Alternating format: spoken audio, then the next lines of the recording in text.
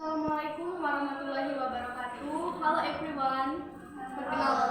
Perkenalkan, nama saya Tiara Mika, perwakilan dari kelompok 3 yang beranggotakan 6 orang, yaitu Ganesha Gesti, Fauzia Umama, Karissa Ayu Merlanda, Nabila Ainun, dan saya sendiri.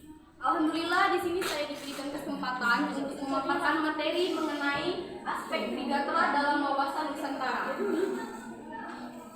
Untuk itu, mari simak penjelasan yang saya berikan ini.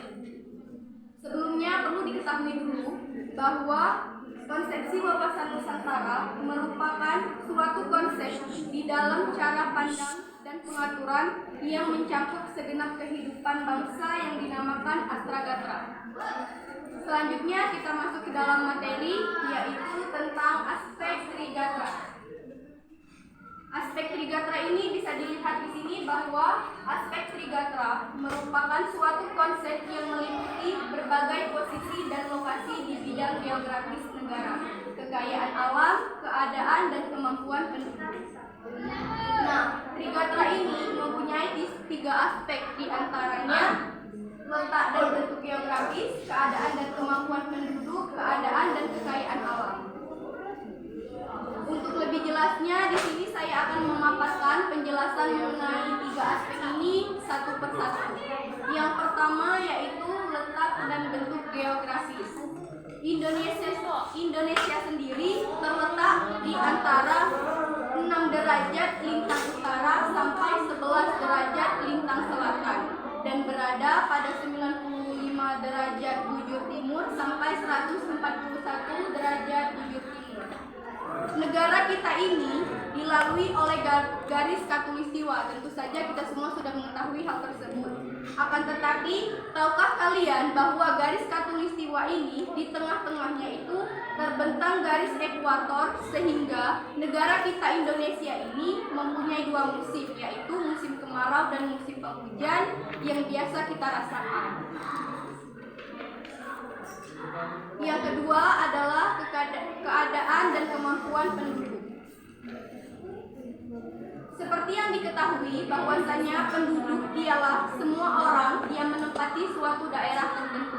Kemampuan penduduk yang tidak seimbang dengan pertumbuhan penduduk dapat menimbulkan ancaman-ancaman terhadap pertahanan nasional. Kependudukan mempunyai 3 faktor yang sangat berpengaruh, diantaranya yaitu faktor kelahiran atau fertilitas, yang kedua faktor kematian atau mortalitas, dan yang ketiga faktor perpindahan atau biasa kita kenal dengan faktor migrasi. Dan yang ketiga atau yang terakhir adalah keadaan dan kekayaan alam. Kekayaan alam suatu negara adalah sebagai sumber daya dan potensi alam yang didapat di bumi, laut, dan udara yang berada di wilayah tersebut. Sumber daya alam ini mempunyai 2 bentuk, yaitu dapat diperbarui dan tidak dapat diperbarui. Nah, suatu sumber daya alam ini bisa kita manfaatkan, tetapi cara memanfaatkan sumber daya alam ini tidak sembarangan. Ada 3 aspek atau asas yang perlu kita ketahui. Yang pertama adalah asas maksimal, yang artinya sumber daya alam yang dikelola atau dimanfaatkan harus betul-betul menciptakan kemakmuran dan kesejahteraan rakyat. Dan yang kedua, asas literasi, yang artinya pengolahan sumber daya alam tidak boleh menimbulkan kerusakan lingkungan dan harus tetap menjaga keseimbangan alam. Karena zaman sekarang ini banyak sekali oknum-oknum yang tidak bertanggung jawab yang hanya bisa merusak alam. Itu sangat disayangkan sekali. Dan yang ketiga adalah asas budaya asing. Artinya bahwa hasil-hasil sumber daya alam harus bisa bersaing dengan sumber daya alam lainnya. Jadi, itu tadi penjelasan singkat mengenai aspek Trigatra. Semoga bermanfaat dan dapat menambah wawasan kita semua. Sebelumnya di sini saya akan membacakan dulu kesimpulan dari materi yang sudah saya paparkan. Trigatra memiliki hubungan timbal balik yang erat dan saling bergantung. Trigatra sendiri adalah suatu konsep yang meliputi berbagai posisi dan lokasi di bidang geografis negara, kekayaan alam, keadaan, dan kemampuan penduduk.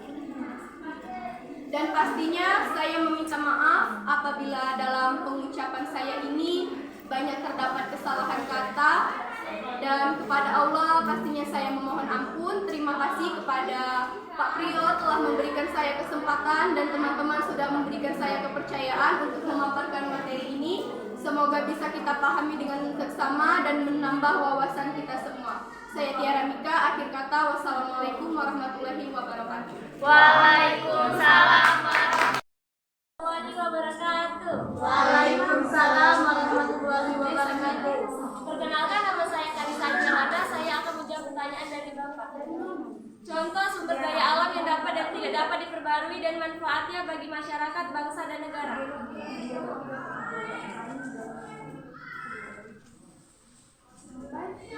Contoh sumber daya alam yang tidak dapat diperbarui adalah minyak bumi, batu bara, dan gas alam. Merupakan sejumlah contoh sumber daya alam yang tidak dapat diperbarui. Sedangkan angin, air, dan sinar matahari merupakan contoh sumber daya alam yang dapat diperbarui.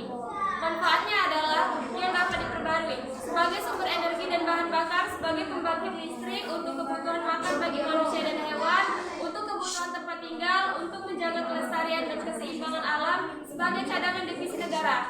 Sedangkan manfaat sumber daya alam yang tidak dapat diperbarui dibagi menjadi dua, yaitu barang tambang, logam, dan non-logam.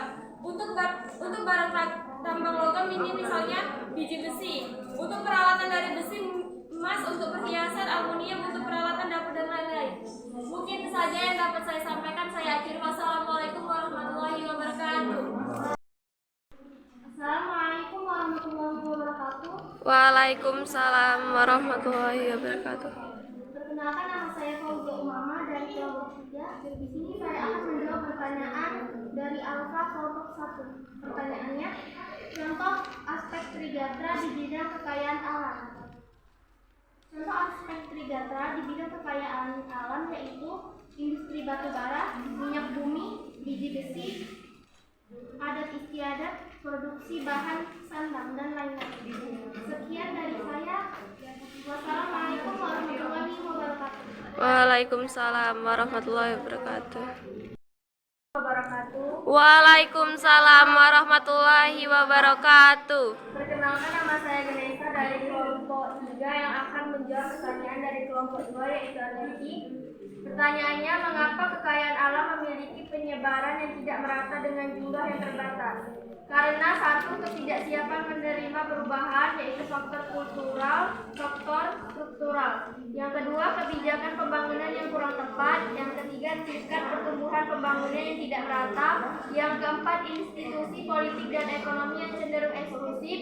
Yang kelima, adanya bias akibat globalisasi. Mungkin itu saja yang dapat saya sampaikan. Saya akhiri. Wassalamualaikum warahmatullahi wabarakatuh. Waalaikumsalam warahmatullahi wabarakatuh. Assalamualaikum warahmatullahi wabarakatuh. Waalaikumsalam warahmatullahi wabarakatuh. Perkenalkan, nama saya Raya Putri. Di sini saya dari kelompok 3 ingin menjawab pertanyaan dari kelompok 4. Pertanyaannya adalah, jelaskan beberapa prinsip sistem ketahanan nasional. Ketahanan nasional disusun berdasarkan prinsip demokrasi, kesejahteraan umum, hak asasi manusia, lingkungan hidup, ketentuan hukum internasional, hukum nasional, dan kebiasaan internasional, serta prinsip hidup berdampingan secara damai. Mungkin hanya itu saja. Saya akhiri. Wassalamualaikum warahmatullahi wabarakatuh. Waalaikumsalam. Waalaikumsalam warahmatullahi wabarakatuh. Perkenalkan, nama saya Nabila Ahimzalia dari kelompok 3 akan menjawab pertanyaan dari kelompok 5 dari saudari Repa. Jelaskan faktor natalitas yang ada di Indonesia. Natalitas adalah faktor kelahiran. Faktor natalitas dipengaruhi oleh dua faktor, yaitu faktor kelahiran dan kematian. Salah satu faktor pendorong kelahiran yaitu kawin muda, besarnya angka kelahiran bayi, adanya penilaian yang tinggi terhadap anak.